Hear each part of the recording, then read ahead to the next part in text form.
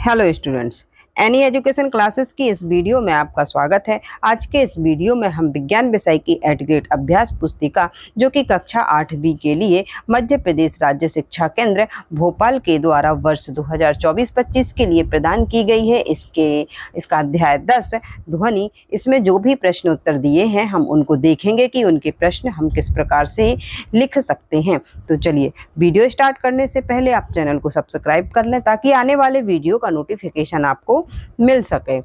तो video start करने से पहले पाठ के पूर्व की कुछ तैयारी दी गई है जिसे कि आप पढ़ सकते हैं और इस सारणी को पूर्ण कर सकते हैं। इस सारणी में करना क्या है कि हमारे पास कुछ वाद्य यंत्र दिए गए हैं जैसे तबला, एकतारा, ढोलक, मंजीरा। तो इनमें आपको जो भाग इनका आवाज ध्वनि उत्पन्न करता है उसको लिखना है। जैसे कि तबला में तानित झिल्ली होती है जो कि ध्वनि उत्पन्न करने वाला भाग है। एकतारा में तानित तार, ढोलक में तानित झिल्ली, मंजीरा में धातु की प्लेटें होती हैं, घंटी में कंपन होता है और मृदंग में तानित झिल्ली होती है।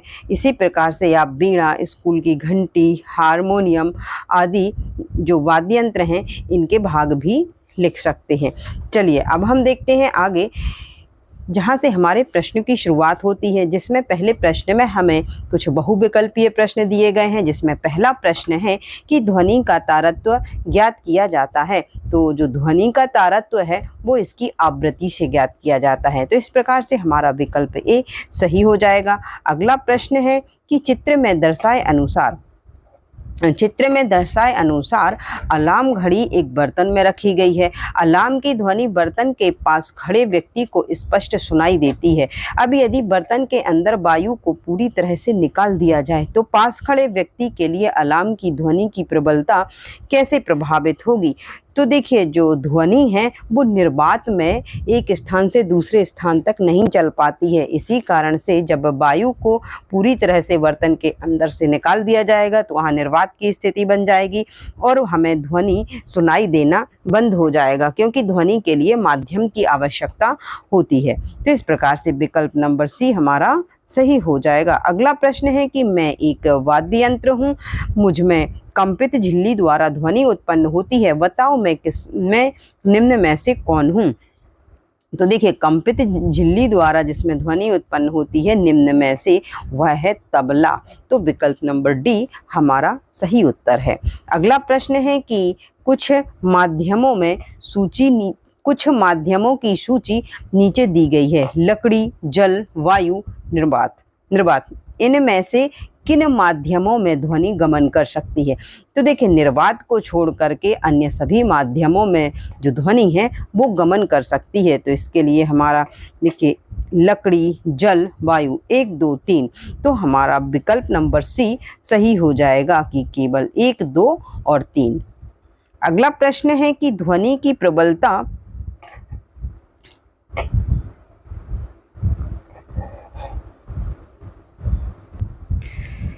तो देखिए, ध्वनि की प्रबलता घटाने के लिए हमें ध्वनि के कंपनों की आयाम घटाना होगा। इसके लिए हमें क्या करना होगा, ध्वनि के कंपनों का आयाम कम करना होगा, जिससे कि ध्वनि की जो प्रबलता है वो भी कम हो जाएगी। तो इसका विकल्प नंबर सी हमारा सही उत्तर हो जाएगा। आगे हमें प्रश्न दिए हैं जिनमें कि हमें रिक्त स्थानों की पूर्ति करना है।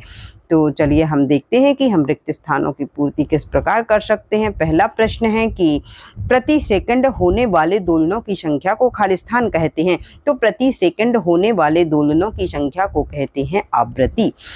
नंबर 2, मानव कानों के लिए श्रव्यता का परास है। तो देखिए, मानव के कानों के लिए जो श्रव्यता का परास है वह है 20 हर्ट्ज से लेकर के 20,000 हर्ट्ज तक। अर्थात इस बीच की ध्वनि है जो 20 हर्ट्ज से लेकर 20,000 हर्ट्ज के बीच की, वह ध्वनि मानव कानों के द्वारा सुनी जा सकती है। अगला प्रश्न है कि कक्षा में यदि सभी विद्यार्थी एक साथ तेज आवाज में बोलें तो उत्पन्न ध्वनि खालिस्तान कहलाएगी। तो इस प्रकार की ध्वनि कहलाएगी शोर। अगला प्रश्न है कि कंपन का आयाम जितना अधिक होगा ध्वनि उतनी ही खालिस्तान होगी। तो कंपन का आयाम जितना अधिक होगा ध्वनि उतनी ही प्रबल होगी। अगला प्रश्न है कि आवृत्ति को खालिस्तान में व्यक्त करते हैं तो आवृत्ति को हर्ट्ज में व्यक्त करते हैं। चलिए अब हम देखते हैं यहाँ से अति लघु उत्तरीय प्रश्न, जिसमें पहला प्रश्न है कि जब हम बातचीत करते हैं तो क्या हमारे शरीर का कोई भाग कंपन करता है? यदि हाँ तो उस भाग का नाम लिखिए। तो देखिए, जब हम बातचीत करते हैं तो हमारे गले में स्थित वाक यंत्र के जो वाक तंतु होते हैं वह कंपन करते हैं। तो हमारे शरीर में कंपन कौन करता है?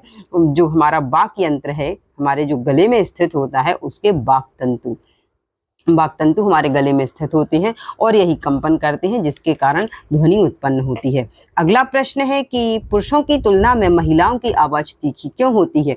तो देखिए, पुरुषों के वाक तंतु की लंबाई 20 मिलीमीटर होती है, जबकि महिलाओं के वाक तंतु की लंबाई है जो वह लगभग 15 मिलीमीटर होती है। इस प्रकार से पुरुषों के वाक तंतु की लंबाई अधिक और महिलाओं के वाक तंतु की लंबाई कम होती है। यही कारण है कि पुरुषों की तुलना में महिलाओं की आवाज़ कैसी होती है? तीखी।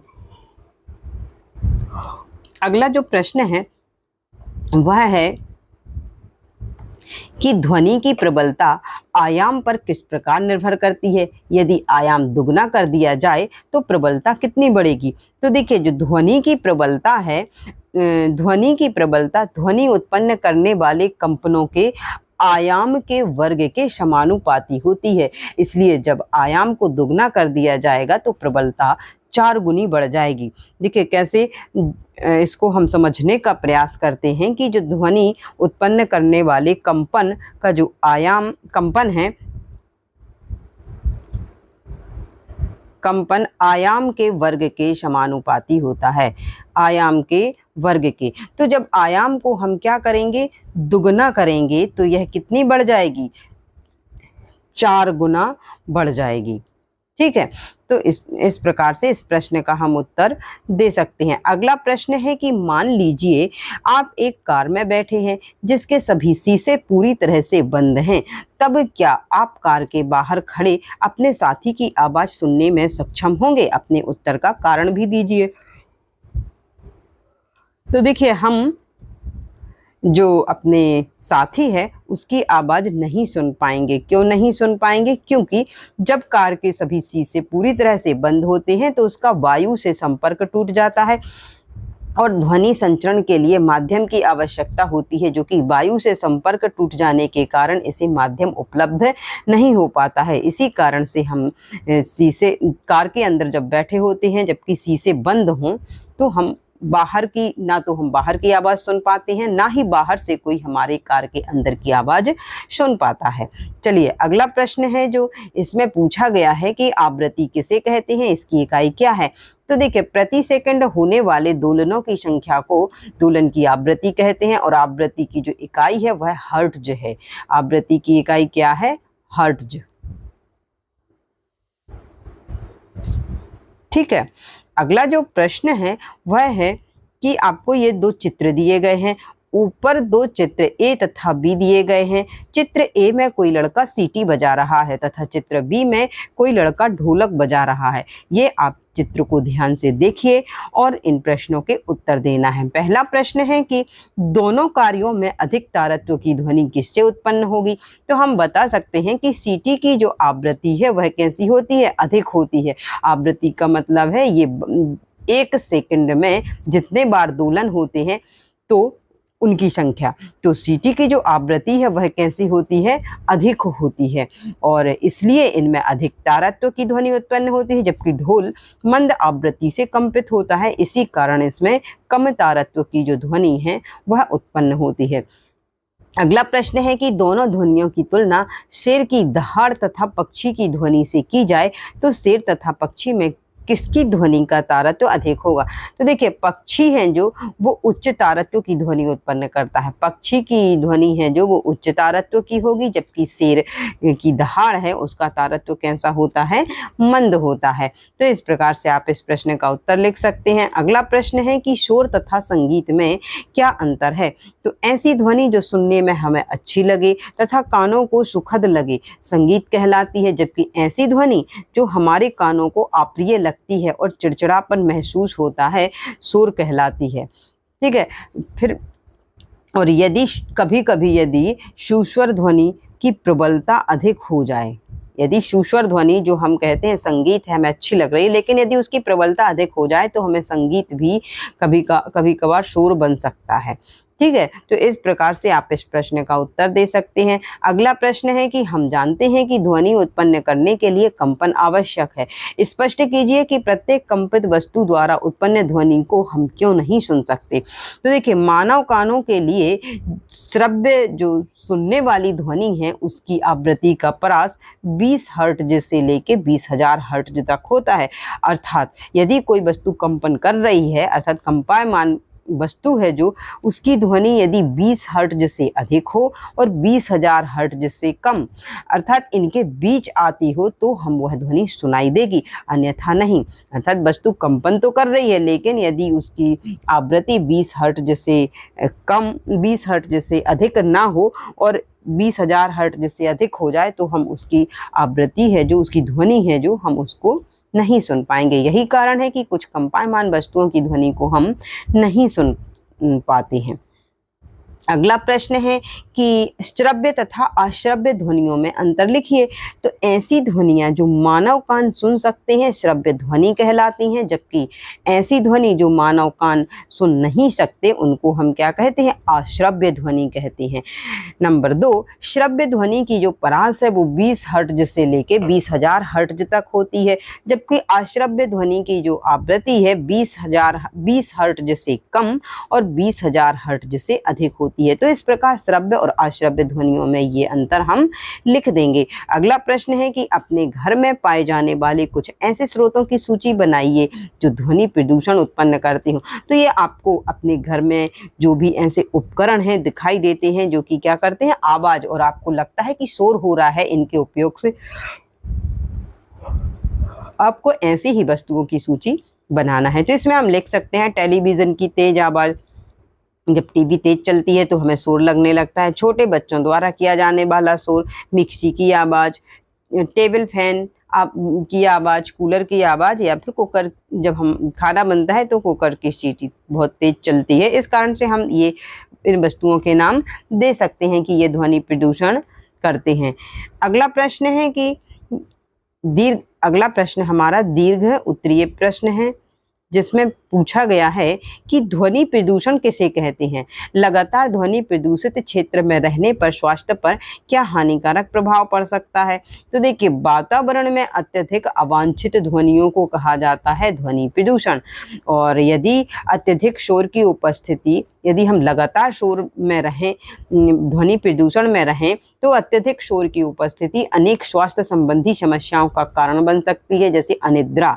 हमारी नींद में भी हमें ऐसा हो सकता है कि हमारी नींद नहीं लग रही है। अनिद्रा, तनाव, उच्च रक्तचाप आदि स्वास्थ्य संबंधी जो विकार हैं ध्वनि प्रदूषण के कारण उत्पन्न हो सकते हैं।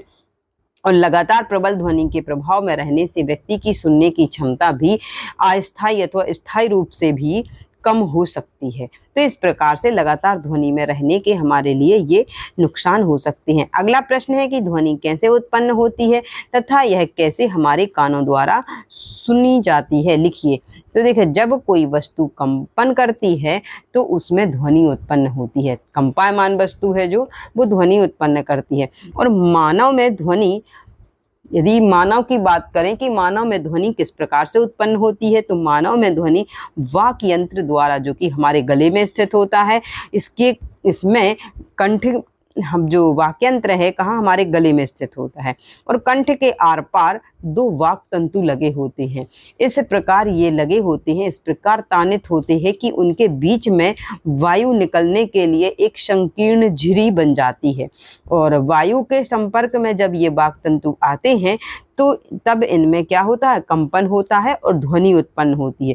ध्वनि के कंपन हमारे कर्ण को कंपित करते हैं और कर्णपटह कंपनों को आंतरिक कर्ण तक, हमारे कान में आंतरिक कर्ण तक भेज देते हैं और वहां से इन संकेतों को मस्तिष्क तक भेज दिया जाता है।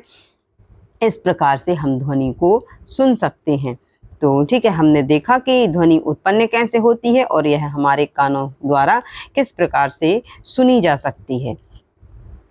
चलिए अगला प्रश्न है कि एक दोलक 2 सेकंड में 20 बार दोलन करता है, इसका आवर्त काल तथा आवृत्ति ज्ञात कीजिए। तो देखिए एक दोलन को पूरा करने में लगा समय कहलाता है आवर्त काल। तो इस प्रकार से हम आवर्त काल निकाल सकते हैं कि एक दोलन को पूरा करने में लगा समय अपॉन दोलन की कुल संख्या। तो समय हमारा 2 सेकंड है और दोलन की संख्या है 20 दोलन। तो इस प्रकार से हम इनको 2/20 और 1/10 लिख करके इसका भाग दे देंगे तो हमारा आ जाएगा 0.1 सेकंड। ठीक है, तो इस और अब आवृत्ति निकालेंगे हम। तो आवृत्ति निकालने के लिए हमें दोलन की कुल संख्या में समय से भाग देना पड़ेगा। तो यहाँ पर हम आवृत्ति भी निकाल लेंगे जो कि निकल के हमारी आएगी 10 हर्ट्ज। तो इस प्रकार से आप इसको सॉल्व करके इसका उत्तर निकाल सकते हैं। यहाँ से हमारा प्रोजेक्ट शुरू होता है, प्रोजेक्ट नंबर 1। इसमें हमें क्या करना है कि आपको कम से कम 5 प्रसिद्ध भारतीय संगीतज्ञों के नाम और उनके द्वारा बजाए जाने वाले वाद्य यंत्रों की सूची बनाना है। तो देखिए वाद्य यंत्र हमारे यहाँ पर दिए हुए हैं, बांसुरी, तबला, सितार, सरोद, शहनाई। इनके जो प्रसिद्ध वादक हैं उनके नाम आपको यहाँ पर लिखना है। जैसे प्रसिद्ध बांसुरी वादक हरिप्रसाद चौरसिया, तबला जाकिर हुसैन, सितार पंडित रविशंकर, सरोद अमजद अली खान और शहनाई बिस्मिल्लाह खान। तो ये इनके प्रसिद्ध वादक हैं। तो इस प्रकार से आप इनके नाम लिख सकते हैं और इनके चित्र यहाँ पर आप बना सकते हैं। यहाँ पर आपको इनके चित्र बनाना है जिसे कि आप बना सकते हैं। अगला जो इसमें प्रोजेक्ट में प्रश्न पूछा गया है कि साला, घर, मोहल्ले में अवलोकन कर ऐसे वाद्य यंत्रों की सूची बनाइए जो आपने देखे हैं। तो आपको उन्हीं वाद्य यंत्रों की सूची बनाना है जिनको आपने देखा हुआ है। तो देखिए आपने बांसुरी, गिटार, ढोलक ये सभी वाद्य यंत्र देखे हैं तो आप इनके नाम लिख सकते हैं। तबला, शहनाई, वायलिन, हारमोनियम ये आपके द्वारा सभी देखे गए होंगे। तो आप इनको बदल भी सकते हैं। यदि आपने अन्य कोई और वाद्य यंत्र देखे हैं तो आप उस सूची में उन्हें भी शामिल कर सकते हैं। अगला प्रोजेक्ट है कि अपने आसपास ऐसी वस्तुओं की सूची बनाइए जो ध्वनि प्रदूषण के लिए उत्तरदायी हैं। तो देखिए आसपास की ऐसी कई वस्तुएं होती हैं जो कि ध्वनि प्रदूषण उत्पन्न करती हैं। तो इनमें जैसे TV, radio, mic, loudspeaker, वाहनों की आवाज़, मोबाइल फ़ोन, कूलर, मिक्सी, ये हमें जो वस्तुएं दिखाई देती हैं ये क्या करती हैं, आवाज़ करती हैं और इनसे ध्वनि प्रदूषण फैलता है। अब यहाँ पर आपको ध्वनि प्रदूषण दर्शाता हुआ किसी एक पोस्टर का निर्माण करना है तथा ध्वनि प्रदूषण को कम करने हेतु 2 स्लोगन, नारे भी लिखना है। तो आप इस प्रकार से किसी भी पोस्टर का निर्माण कर सकते हैं और ऐसे कोई भी स्लोगन लिख सकते हैं जैसे शोर घटाओ, जीवन बचाओ, ध्वनि प्रदूषण घटाओ, शांति का वातावरण लाओ। आप अपने मन से भी कोई नारे लिख सकते हैं, कोई भी पोस्टर का निर्माण कर सकते हैं। तो इस प्रकार से इस अध्याय में, अध्याय 10 ध्वनि, इसमें हमने सारे प्रश्न और प्रोजेक्ट देख लिए हैं कि हम इनको किस प्रकार से सॉल्व कर सकते हैं, इनके उत्तर किस प्रकार से लिख सकते हैं। तो यदि आपको वीडियो पसंद आया हो तो वीडियो को लाइक करें, चैनल को सब्सक्राइब अवश्य कर लें ताकि आने वाले वीडियो का नोटिफिकेशन आपको मिल सके। तो अब हम मिलते हैं अपने अगले वीडियो में। खुश रहिए, मस्त रहिए, पढ़ाई को ऐसे ही जारी रखिए। जय हिंद, जय भारत।